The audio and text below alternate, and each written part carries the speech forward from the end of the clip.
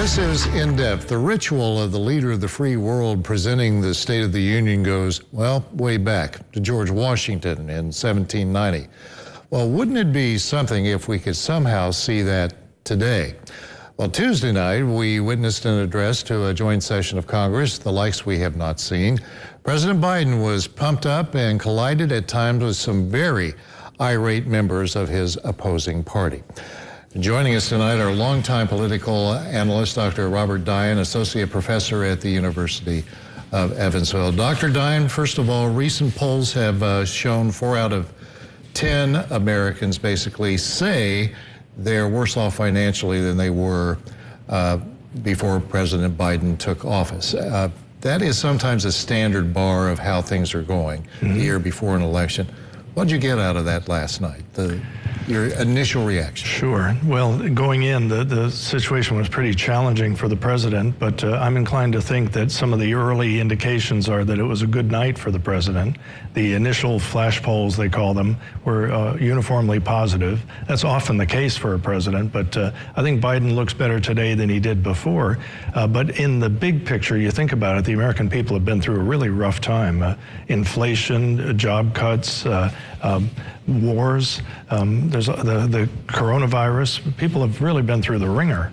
And 2024, there appears to be almost a malaise that has set across the country about the possibility of Donald Trump and Joe Biden meeting once again after this all gets fleshed out during the next year. Right.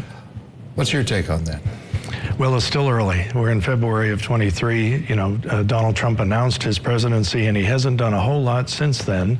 There's other people who said they wouldn't run, and they've already sort of thrown their hat towards the ring, like Nikki Haley, Mike Pompeo, Ron DeSantis. So it's not really Donald Trump's yet. I think he's going to have to fight for it. And it's unclear on the Democratic side whether somebody will have the nerve to run against Joe Biden. I know there's some sort of measured enthusiasm around his presidency, but there's no clear alternative to him right now. I think he would be the person to get the nomination if he were to seek it. The far right wing of the GOP was on full display at times last night. Basically, Representative Marjorie Taylor Greene put on a show there of some sorts. That was not a surprise. Did that really surprise you? Because Kevin McCarthy, the Speaker of the House, said he was going to try to, okay, let's behave ourselves. That didn't happen. He gave them all a pep talk and said we have to be on our very best behavior. The biggest audience in America is going to be tuning into this, and there was a little bit of bad behavior. You could see him from the front trying to get people to settle down. And on balance, I think it's probably fair to say that when the president's up there talking about policy objectives and he's being catcalled by the opposition party, that actually works in the president's favor. Okay, especially when she's dressed like a Chinese balloon. I mean, the argument that her staff made was that the big white puffy outfit was meant to make it look like a Chinese balloon drifting over America. So she was trolling him from the floor of the House of Representatives. And with that said, though, last night was one speech, of course, a very important speech, but did it demonstrate the massive challenge that Speaker McCarthy has in just basically keeping the grand old party on the same page?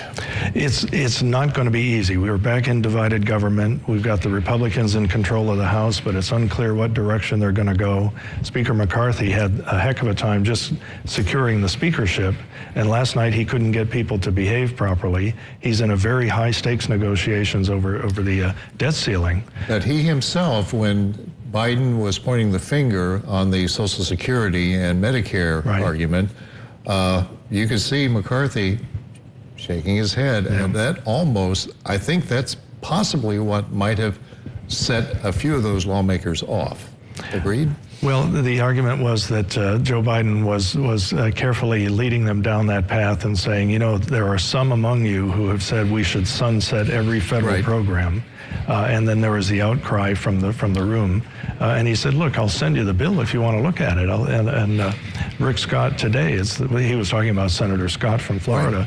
He says as much, that every bill ought to be reauthorized, sunsetted every 5 years. Sarah Huckabee Sanders gave the GOP a response after Biden's State of the Union address. How did you react to that?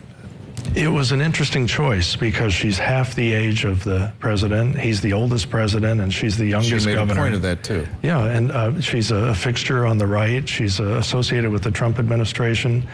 She's a mother, and there's all sorts of contrasts. She talked about generational change.